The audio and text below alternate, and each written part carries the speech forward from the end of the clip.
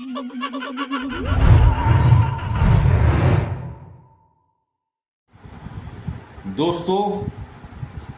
Good evening. ऐसी बात है कि बहुत से लोगों ने जो मेरी चैनल को फॉलो करते हैं और जो मुझे मिलते हैं, उन्होंने मेरे से पूछा है, कैप्टन आप बता सकते हैं कि हिंदुस्तान में क्या होने वाला है, भारत में क्या होने वाला आगे,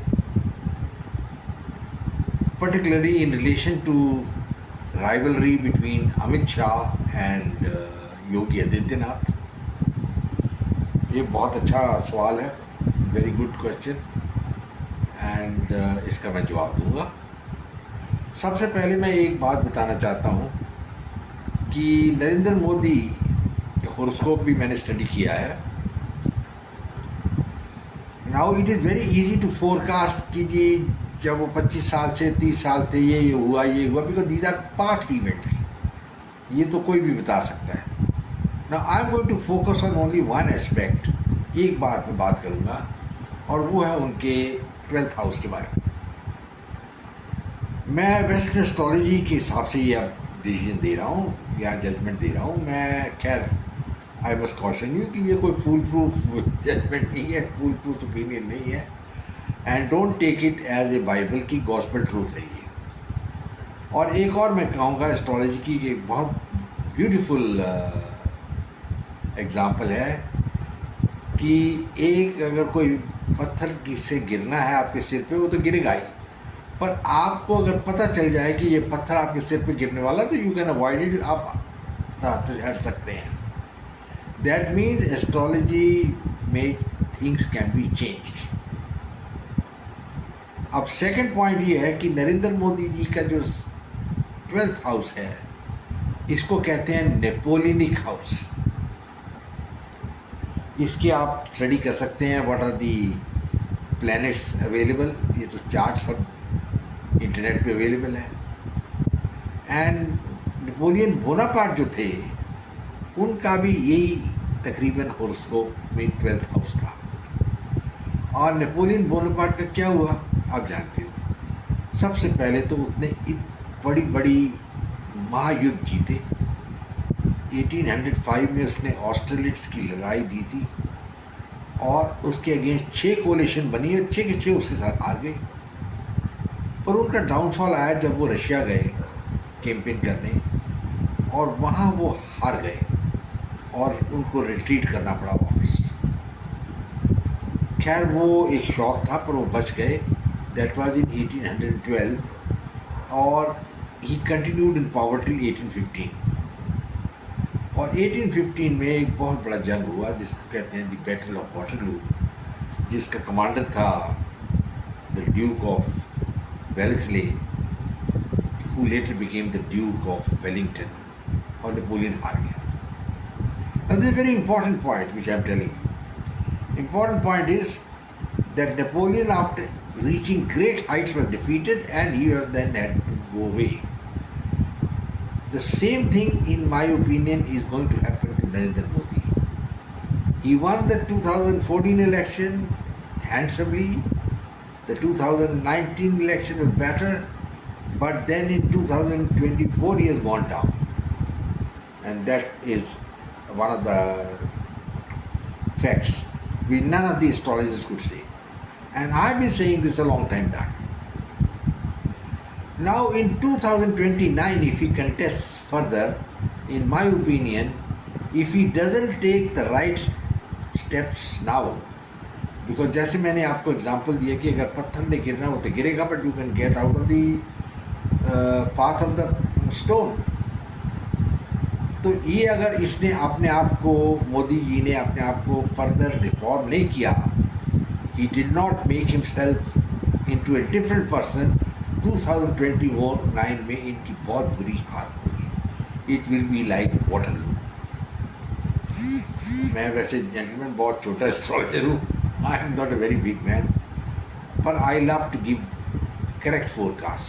और मैंने जैसे लास्ट टाइम भी बताया था कि जिस तरीके से बड़े बड़े जो महा एस्ट्रोलॉजर्स हैं बता रहे थे कि 415 सीट आएंगी, 400 सीट आएंगी, मैंने पहले ही बोला था कि ये तो कोई नहीं बता सकता कि कितनी सीट आएंगी, and he will be lucky to win the election. Can he won the election? No doubt about it, but उनकी मेजॉरिटी वो नहीं आई जो वो खुद चाहते थे या what the people were thinking. यानी वो नेपोलियन के साथ अगर कंपेयर करें तो ये रशियन कैंपेन थी जिसमें नेपोलियन को रिट्रीट करना पड़ा. And he continued in power Napoleon for another 3 years.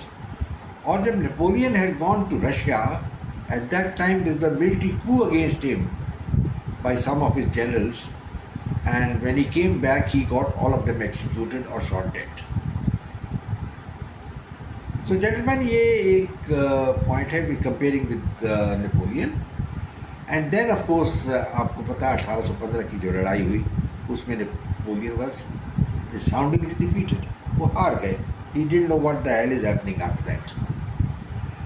So if Modi ji doesn't take cognizance of what is wrong he is doing, then he is likely to suffer the same fate as Napoleon. और ये बात आप जो भी है लिख लीजिए, पत्थर पे लकीर है. I am very sure about it. पर अगेन जैसे मैंने आपको पहले ही बताया कि ये कोई जो मेरी रीडिंग्स है ये बाइबल नहीं है, कोई 120% ट्रू नहीं है. And always there is a element of human error. तो वेदर ही विंस और नॉट, पर मेरे अंदाज़ा में इसका Napoleonic house and he is going to rise to great heights which is already risen. Then he has fallen down, and if he persists in these activities, he will be wiped out in the next election.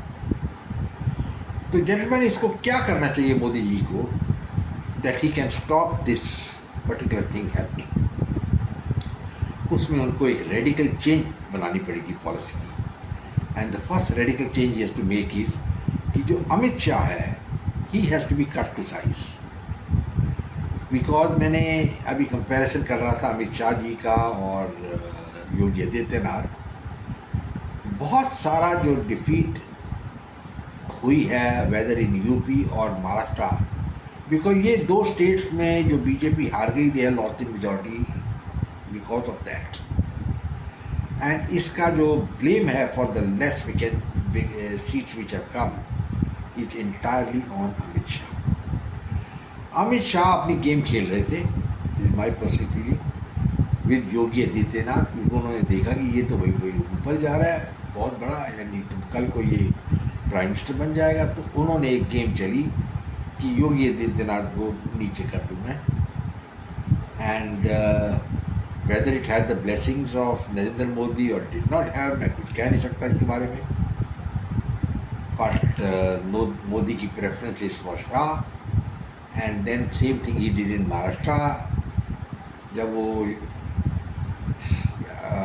Ajit Pawar को अपने साथ ले आए, who was a loser from day one, and सारे के सारे BJP and Shiv Sena जो इनके साथ थे वो डूब गए.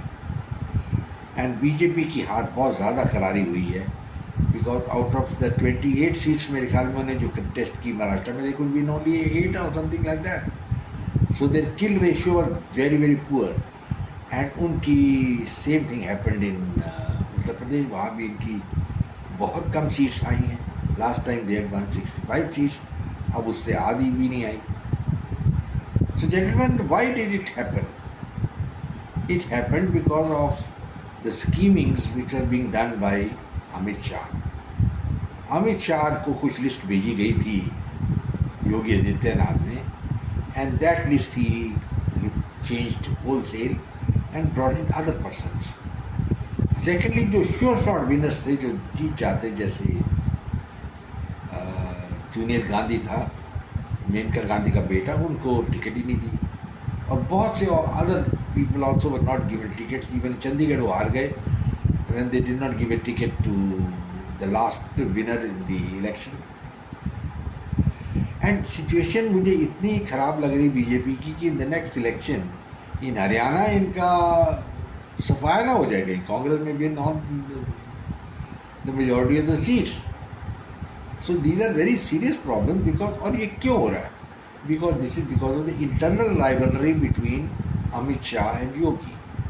अमित शाह का लेटेस्ट में से is a very wonderful man, अच्छे आदमी है, but he lacks charisma, he is not a leader, he doesn't inspire confidence. और मैंने पहले भी लिखा था, a person who cannot express himself in English, he cannot be the prime minister of India. Because India में एक आदमी जो सिर्फ हिंदी ही बोलता है, how does he communicate with the people who are going to be in South India, in Tamil Nadu and other places? कैसे उनसे कम्युनिकेट करेगा? Will he go and talk to them in Hindi only? They don't like it, so he has to speak to them in English. बहुत जगह Modi English बोलते हैं, he knows about English language pretty well, he can express himself. मुझे याद है जब Modi ji Australian parliament को address कर लेते, he address the Australian parliament in English. So Amit Shah second एक और पॉइंट है कि ही डजंट हैव करिश्मा, मैंने आपको बताया ये, he doesn't look the part of a leader who can lead people forward. तो compare to Yogi Adityanath he is going to fall down. और योगी जी जो है, he is having Karishma, he is got personality and he is definitely going to be the successor to Modi. Now पर before that happen, ये 29 election आ जाएगी and उसमें अगर मोदी जी हार गए तो even Adityanath can not become the prime minister of India, because BJP will be sitting out in the opposition that time. So gentleman, these are random thoughts which I have given you and everybody must think over them very carefully. जो मैंने बातें कही हैं उनके ऊपर गौर करिए, think about them and be very sure that things are not always going to be honky dory, for the BJP. BJP ने बहुत बड़े एक ब्लंडर किए हैं एंड उसके लिए they may have to pay a heavy price. एक जो है, जो इन्होंने कास्ट इक्वेशन एक्सेप्ट कर लिया है, BJP has accepted the caste situation. अगर आपको याद होगा, आपने हिस्ट्री बुक्स पढ़ा होगा, जब RSS बनी थी 1925 में, तो उनका एक स्लेटेड एम था कि we don't want the caste system और हम हिंदुइज्म को we will treat it as one entity. पर सिचुएशन इतनी आ गई कि जीतने की किसी हालत बीजेपी ने कास्ट सिस्टम में अडॉप्ट कर लिया। They began to select the candidates on the basis of caste and number of places they lost because of that. Because lot of people जो अच्छे थे, एजुकेटेड, जिन्होंने कहा कि बीजेपी जो एक ऐसी पार्टी थी जो कास्ट में नहीं बिलीव करती थी, कास्ट रिजर्वेशन में नहीं बिलीव करती थी। अगर आपको याद हो, लाल कृष्ण अडवाणी ने बहुत बड़ी एक रथ यात्रा की थी against the reservation of the caste system which had been enforced by VP Singh. तो अब he they have turn, now they are the champions. BJP की कास्ट सब रिजर्वेशन करेंगे, हम ये करेंगे, वो करेंगे। In the result the RSS को इन्होंने साइड लाइन कर दिया एंड RSS अब वो फोर्स नहीं रहा जो what it was and RSS ने बीजेपी को हेल्प नहीं किया and that was another reason for the defeat in UP and Maharashtra. Maharashtra में जो अमित शाह, इन्होंने टोटली रॉन्ग प्लानिंग की। इन्होंने अजीत पवार को अपने साथ रख लिया and this man is a corrupt person, इसके करप्शन चार्जेस चल रहे हैं and obviously public knows about him and he can not match his uncle Sharad Pawar. Net result क्या हुआ, उसकी एक सीट आई है and recently there has been a statement by I think Eknath Shinde who says कि हम अगर हारे हैं महाराष्ट्र में because of Sharad Pawar, he did nothing, Ajit Pawar, he did nothing and on the contrary he pulled all the other constituents down. and ये जो blessing थी इसकी पवार की आने की and joining and being a deputy chief minister, he was none other than Amit Shah. So Amit Shah has to be very careful. जैसे मैंने आपको बताया है कि Modi has to win the election in 29, इनको अमित शाह को पंजाबी कहते हैं ना, बन्ने लगा देना। He has to put him in a corner, give him importance, but don't give him the type of veto power which he is having all over. And the BJP's defeat in Bengal is something which, again, is something which shows that the BJP doesn't have the power or the guts to take hard decisions. अब किसी भी state में अगर इतनी anarchy हो, इतने लोग मारे जा रहे हैं, इतनी औरतें रेप हो जाती हैं, and yet Narendra Modi and his party are just sitting on their haunches, उसका क्या मतलब है? इसका मतलब दे आर स्केर्ड। एक अंग्रेजी में कहावत है, बाइट द बुलेट, यानी वो बुलेट को नहीं बाइट कर रहे। They should have enforce presidents rule months back in West Bengal, which they never did, and the net result of that is because there is a Gunda element on in West Bengal, और Gunda element ने BJP को नकार कर दिया। They won only 10 seats. This is 8 less than what they had won in the last election. And this time people were thinking that they will get 25 or 30 seats. वो तो साल 10 seat पे ही सिमट गए। उसका भी बहुत से कारण है। एक तो कास्ट सिस्टम तो मैंने आपको बताया ही है, they lost because the BJP which was suppose to be a champion of Hinduism and not casteism, but the people got the wrong feeling. Second thing, एक और चीज़ बीजेपी ने की बंगाल में, they were not protecting their cadre. जब उनके cadre को जो गुंडाज हैं तृणमूल कांग्रेस के were attacking and killing them, no leaders of the BJP or even Modi or somebody went there to see that this is stopped. And this was an excellent time when the BJP should have enforced president's rule there, which they didn't do it. Another thing which I have seen is the obsession with Kejriwal. देखिए, केजरीवाल मेरी opinion में एक चूहा है, is a very small man, उसकी कोई following नहीं है। He has got some following in Delhi and some following in Punjab. उसके अलावा सारे इंडिया में he can not win a single seat. Even in Delhi, out of 7 parliamentary seats he could not win a single seat. वो 7 की 7 सीटें हार गए। पंजाब में भी उनको 3 सीटें मिली। दे इज अ स्मॉल चूहा। Instead of making all this publicity, या उसको इतना रोक देनी, उसको 7-7 बार समन देने, ये करना वो करना, and he is making use of propaganda.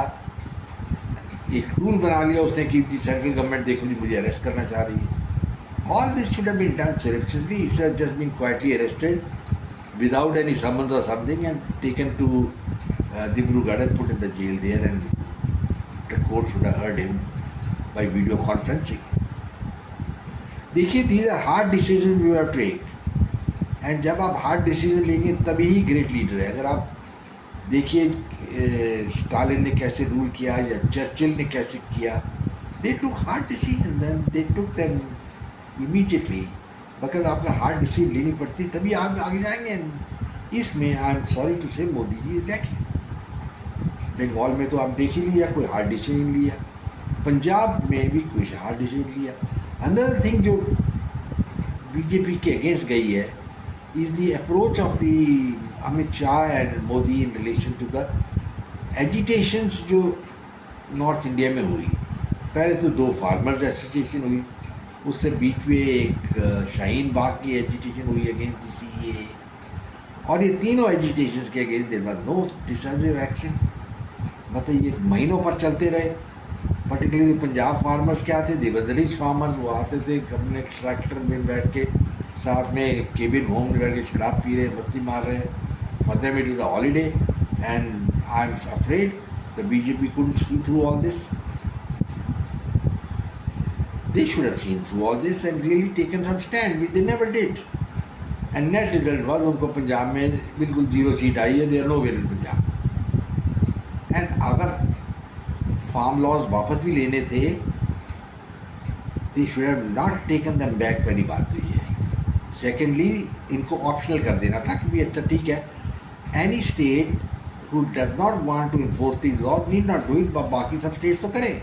because the laws were very good and progressive. वहाँ भी BJP lost out badly. And same thing the Shaheen Bagh agitation चल रही थी. उस टाइम डोनाल्ड ट्रंप भी इंडिया में थे and Modi ji could stop this agitation which sent the armed police and got them thrown out from there. देखिए मैं सब बोलते पीपल में not be in agreement with me, पर जब तक आप एक्शन नहीं लेंगे, अपनी ताकत नहीं दिखाएंगे, नोबडी विल अंडरस्टैंड यू. आप वैसे शोर मचाते रहिए, इट गॉट नो मीनिंग. आपको जहाँ तक Pandit Nehru you think I am a very great statesman of the third world, और नेट रिजल्ट हुआ जब चाइनीज़ के साथ जंग हुआ तो वो उनकी फौज हार गई, हमारी फौज 3000 आदमी मर गए, शहीद हो गए. एंड पंडित जी उसके बाद में अपना फेस नहीं दिखा सकते थे कहीं भी वर्ल्ड में, वो घर में बैठे रहे थे. So Modi has to be very very firm and take steps, because जैसे मैंने कहा अगर पत्थर गिर रहा है you can get out of the way, but मैंने कई पॉइंट्स आपको बताए हैं where he has to take a string action. एक और चीज़ है, मैंने देखा कि पोलराइजेशन ऑफ वोट इंडिया में नहीं हो सकती. हिंदू में कंस्टिट्यूट 80% ऑफ द पॉपुलेशन, पर वो हिंदुज़म पे नहीं वोट करते. Lot of Hindus by very nature of Hinduism are secular. They like secularism and they are not violent. This is another thing. अगर वो वायलेंट होते तो 1000 वो जी हजूरी करते रहते मुसलमानों की या अंग्रेज़ों की. And that is what they were doing. And वो राज करते रहे. एंड अफसोस की बात है कि जब अंग्रेज़ राज करते थे वो 1 लाख से ज़्यादा यहाँ अंग्रेज़ इंडिया में नहीं थे, but they were ruling with those 1 lakh persons over a population of 25 crores, 250 some 250 crores they were ruling.